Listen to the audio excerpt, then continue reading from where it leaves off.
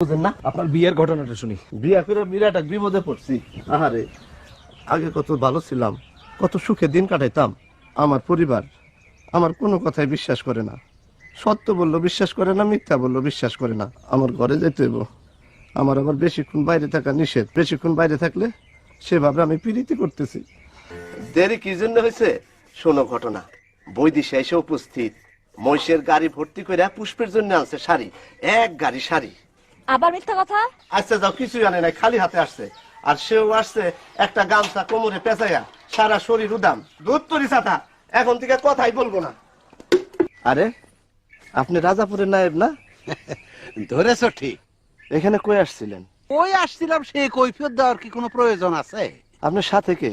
আমার পরিবার। কেন তোমরা পরিবার নিয়ে ঘোরাফেরা করো না? তুমিও দেখি আর একটা বোরপাক। লাউ বিক্রি করবা? না। না বিক্রি করলে তো নাই।